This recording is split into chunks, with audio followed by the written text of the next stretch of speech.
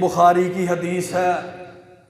کہا جاتا ہے جی یہ معافی دے دو ہم سے جو غلطیاں ہو گئی ہیں، کیونکہ ایسی رات ہے رزق لکھے جائیں گے، عمر لکھی جائے گی، جس نے مرنا ہے اس کا نام لکھا جائے گا، جس نے زندہ ہونا ہے اس کا نام لکھا جائے گا۔ صحیح البخاری کی حدیث ہے، حضرت انس رضی اللہ تعالیٰ عنہ فرماتے ہیں اللہ کے رسول صلی اللہ علیہ وسلم نے فرمایا ان اللہ عز وجل وکل بالرحم ملکا یقول یا ربی نطفۃ،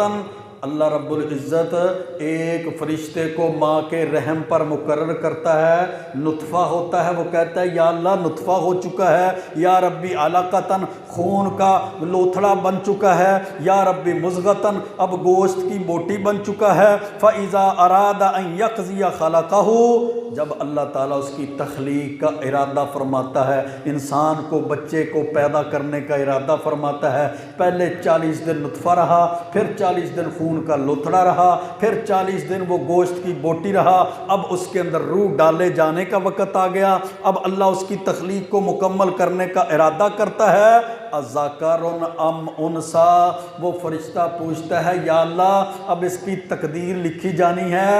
کیا بیٹا ہے یا بیٹی ہے، مذکر ہے یا مؤنث ہے، عورت ہے یا مرد ہے، اس کو کیا لکھنا ہے، پھر شقی ام سعید، دوسری بات جو بندے کے بارے میں ماں کے رحم اور ماں کے پیٹ میں اس کی تخلیق اس کی پیدائش سے پہلے ہی لکھ دی جاتی ہے، یہ بھی اللہ اپنے علم کی وجہ سے لکھا دیتا ہے کہ نیک ہوگا یا برا ہوگا،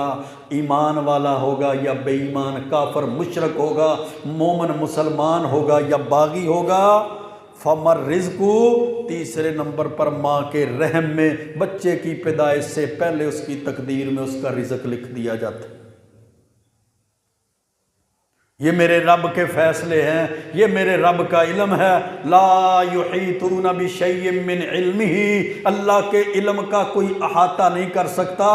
اللہ بندے کی تخلیق، بندے کی پیدائش، دنیا میں آنے سے پہلے، اس کے پیدا ہونے سے پہلے اس کی زندگی کے بارے میں جانتا ہے، اس کے رزق کے بارے میں جانتا ہے، اس کے نیک اور برے اعمال کے بارے میں جانتا ہے، اس کے مرنے سے پہلے اس کی موت کے بارے میں جانتا ہے، قبر میں جانے سے پہلے اس کی قبر کے بارے میں جانتا ہے، قیامت کے وقوع سے پہلے قیامت کے احوال کے بارے میں جانتا ہے، اس کے جنت اور جہنم میں جانے سے قبل اللہ اس کی جنت اور جہنم کی زندگی کو جانتا ہے، اللہ اس کا کے بارے میں علم رکھتا ہے، جس طرح حضرت خضر علیہ السلام اللہ کے نبی، صحیح بخاری کی حدیث، اور دوسرے اللہ کے نبی حضرت موسیٰ علیہ السلام ایک کشتی پر سوار ہوئے تھے، ایک کشتی